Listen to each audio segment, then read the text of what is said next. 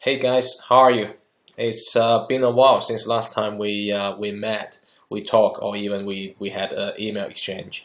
Well, one of the reasons is because for the last 6 months I was very busy transforming my business and at the same time transforming myself to be more adapted from the old type of my original type of business model to the new type of business model, and hopefully can be more adaptive to the future market.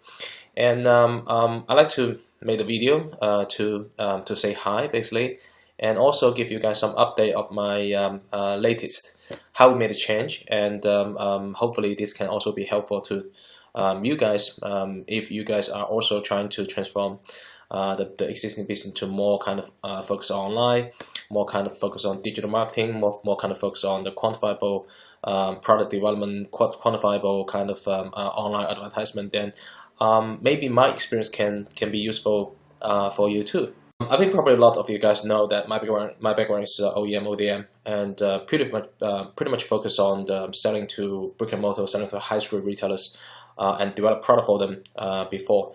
And why we change from OEM, ODM to more kind of sell direct to consumer and then sell online is because that we have seen the big difference of selling online and compared to selling OEM, ODM. One of the major difference is the growth rate. The couple business that we been involved in last about 12, 16 months, the online type of business, the growth rate is really phenomenal. The online business growth rate that we're talking about is normally like 10% increase per month compared to the traditional type of OEM, ODM. We talk about maybe 20%, 10% per year. It's completely different world. So this is the main reason that we start to get involved into and pretty much focus on the online type of business rather than the traditional type of OEM, ODM.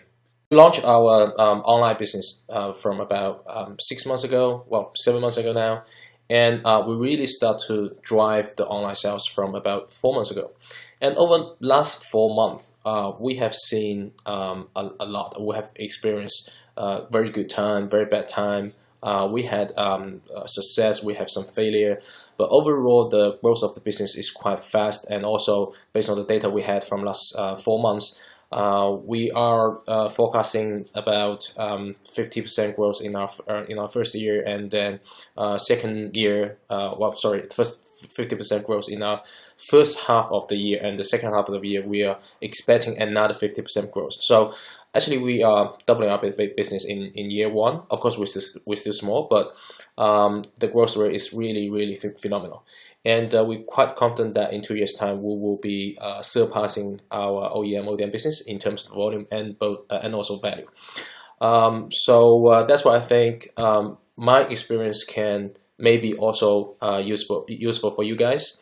And lot of you guys watching this video probably know me for a long time. I like to share a little bit of my experience, so I hope this can be helpful for you guys. In this short video, I'm going to share with you some key elements, some most important part of my learnings. I mean, of course, I cannot cover, it's not possible for me to cover every single detail, but I'll try to share with you guys about what I believe is the most important thing to transform the traditional type of OEM, ODM, or importing distribution business into digitalized business based on our experience. There are 3 things when you're starting to transform the traditional type of OEM, ODM, or the product development, sell to retail type of business into more direct to consumer online type of retail business.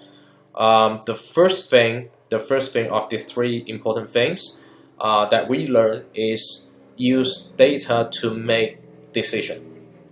The data we use, of course, there are many tools that is online, but the principle of the data is the data that actually we collect from internet. We collect from Google, we collect from Amazon, we collect from retailers' website to do our own analysis, build our own kind of data modeling to understand that in our market niche, in our category, how many of the product we want to develop that is selling, how many will be sold over a period of time in the future. What's the price that they're selling to? Based on that price, how much money we can make. And all these are based on data analysis. And after we analyze the data, we understand if we develop product A, how much money we can make on selling each and every single model, every single product, and what's the kind of total quantity we can sell over the first month, for 3 months, for 6 months. Or if we develop data B, the product B, what will be the outcome? So based on the data, that help us to develop, to define, to decide what product we should develop to start with. Data is not only helping us on developing product, but also helping us on selling. So in terms of how we sell the product, on what channel we sell them, how much advertisement and can drive what kind of traffic, and then with what kind of convert rate we can sell how many. These again are all data. So we use data to define our sales strategy too. So data is the first element that I really want to talk to you guys about based on our experience for the whole transformation. The second thing that we have learned over the last 6 months is find the product market fit for online sales. The product market fit in before that, when we do OEM, ODM type of business, we always ask our customers what you need. We ask retail buyers, we ask product managers from importers, brands, etc., etc. We ask ourselves that, what the product potentially we can make a lot of money. And when we start to sell to consumer, when we start to sell online, we found that the old type of business model to understand the product market fit is pretty much wrong, because end of the day is the end user, is the consumer who is actually buying our product when we sell products online. So today, instead of asking ourselves or asking our retail buyers or the product manager from some brands, we start to ask consumer what you need. What is the problem you want our products to solve in your daily life? What you're happy or not happy about the existing products in the market? And we ask them, and of course we research on the consumer reviews online to understand what the true problem is, and then we come up with a solution. And during the period we come up with a solution, we keep communicating with our end users, with our consumers, to make sure they're involved in the whole product development cycle. And we found that helped us a lot. For the product market fit online, there are also other elements. For example, product price fit for online. If your product price are feasible to sell online, if your product is just the same kind of similar product in terms of the function wise compared to your competition's product, then if your price is double compared to your competition's product price, then your product won't sell. I mean, the chance is that the product will sell less than your competition's product. And this is what we found during many times of experiment, that there is a sweet spot of the price and to sell online. And we call this the product price fit for selling online. And then there are, we call the product keyword fit. For example, if the keyword to describe your product is with very high competition online, then the chances that product being found online is less than a keyword with less competition. For example, if we sell a keyboard online, then this is a very high competition keyword. Then we need to figure out a way what is the keyword with less competition but can still drive good amount of traffic. So the other thing of the product market fit for online is what we call the product keyword fit. So the product market fit, that the product fit for end users requirement, the end users daily life, and then the product price fit for selling online, and then the product keyword fit. Those are the couple important things for the whole product market fit concept that we have learned.